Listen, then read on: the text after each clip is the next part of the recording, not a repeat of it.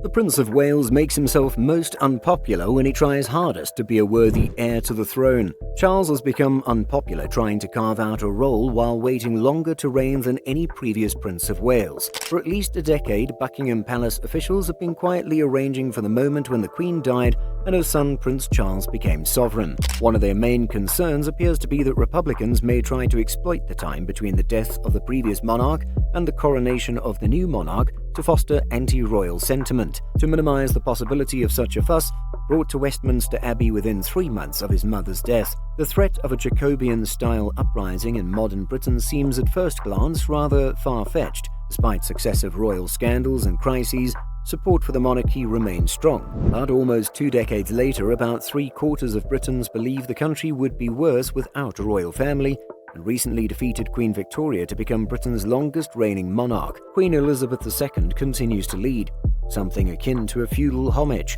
Last year, to mark her 90th birthday, an army of British townspeople and villagers came to paint walls and pick up trash in a nationwide action known as Clean for the Queen. There is some reason to doubt, however, whether such loyalty will persist once the Queen's son, now 68 years old, ascends the throne. Writers in both conservative and liberal media regularly call him idiot and stupid, but are clearly not afraid to offend their readers. A 2016 poll found that just a quarter of those polled said they wanted Charles to succeed him as Queen, and more than a half wanted his son Prince William to be crowned instead. There is a widespread belief, even among those who regard him as a respectable figure, that he has done more harm than good to the monarchy. He was 3 years old when Prince Charles became the heir. Years later, when asked when he first realized he would one day become a king, he said there was no specific moment of revelation, but a slow, terrifying, unstoppable dawn. From the outset, questions were raised about his suitability for his future role. As an anxious and sickly kid, prone to sinus infections and tearfulness, he was confused by his parents. His mother, whom he later describes as far rather than indifferent,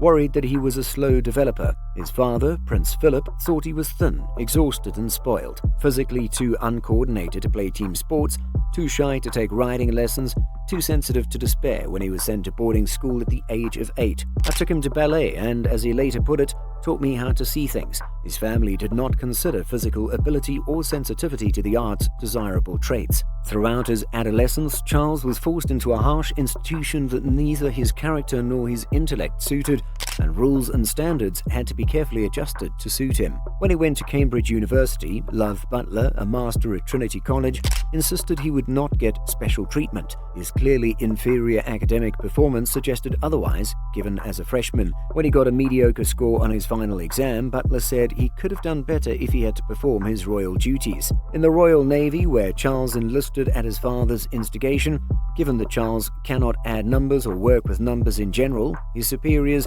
build more flexible and increase his abilities. Coordinating missions close to, they changed jobs from navigator to communications officer, and his performance report diplomatically emphasized his jolly disposition and charm. Even Charles's love life was choreographed for him with the sort of elaborate care and tact usually reserved for pandas in captivity. Throughout his 20s, his public image was that of a dashing playboy, but his reputation appears to have been largely concocted by the press and his own aides in an effort to make an awkward, emotionally immature young man more appealing and accessible to the British public.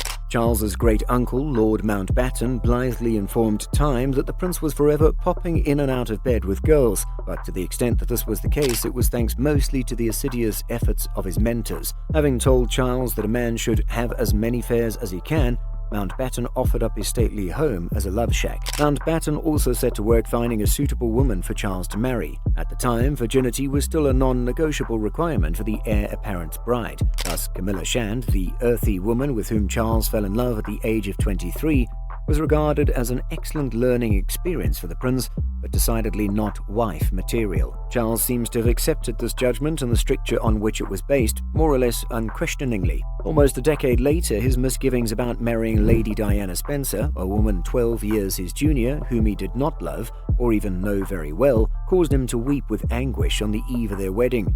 But he went through with it anyway, believing that, as he wrote in a letter, it was the right thing for this country and for my family. When that marriage exploded, Diana's superior instincts for wooing and handling the press ensured that Charles emerged as the villain of the piece, but it seems safe to say that the union visited equal misery on both parties. One of the chief marital shocks for Charles was Diana's lack of deference. He'd assumed that the slightly vapid teenager he had settled for would at least be docile, but she turned out to be the biggest bully he had encountered since Gordonston. She taunted his pomposity, calling him the Great White Hope and the Boy Wonder. She told him that he would never become king and that he looked ridiculous in his medals. When he tried to end heated arguments by kneeling down to say his prayers before bed, she would keep shrieking and hit him over the head while he prayed. Charles had always disliked the playboy image that had been thrust upon him, feeling that it did a disservice to his thoughtfulness and spirituality, and part of what he hoped to acquire by getting married was gravitas. The media will simply not take me seriously until I do get married and apparently become responsible. The strange artificiality of his youthful achievements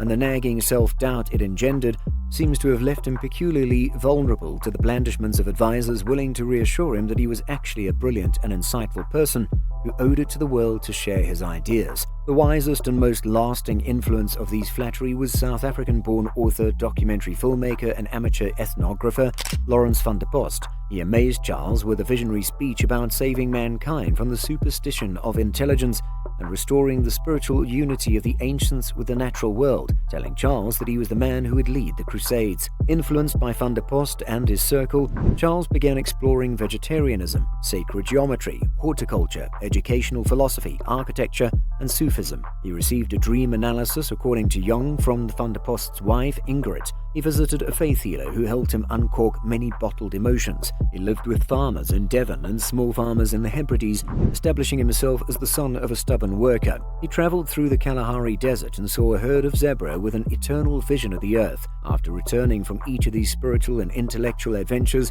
he sought to share the fruits of his research with the people. Over the years, Charles has founded about 20 charities, reflecting the breadth of research like Bouvard and Pécuchet. He has written several books, including the article Harmony, in which he argues that the Western world is too tightly framed by a mechanistic approach to science. From school lunches and alternative medicine to the plight and brand of helicopters used by British soldiers in Iraq, he has sent thousands of letters to government ministers of Patagonian hake. He gave countless speeches against the bad business practices of British businessmen, to educators about the folly of excluding Shakespeare from the national curriculum, to architects about the horrors of modern skyscrapers. Charles, who has been waiting to become king longer than any previous Prince of Wales, does not boast a distinguished record of degeneracy. His greatest known sin is to have resumed his relationship with Camilla while still married to Diana. It's true that some of the revelations regarding this infidelity were not strictly consonant with the dignity of a future king. In an alleged transcript of a phone conversation between the adulterous couple, the public learned that the prince yearned to be his lady love's tampon. But while it is certainly a dark day for England when the Italian press is emboldened to speak of their heir apparent as Il Tampacino, few have gone so far as to suggest that Charles is too debauched to become king. Oddly, and perhaps rather tragically, the severest damage to his reputation has come not from his modest history of vice, but from his strenuous aspirations to virtue. "All I want to do is to help other people," he has written. In 2015, when The Guardian won a 10-year battle to release 2 batches of the meddlesome Black Spider memos under Britain's Freedom of Information Act, he was unabashed. A spokesman defended the prince's right to communicate his experiences or indeed his concerns or suggestions to ministers in any government, and by then the law had been obligingly changed to make royal correspondence exempt from future release. For more interesting information like this, subscribe to the channel and share the video. Don't forget to like and share. Your support is our motivation.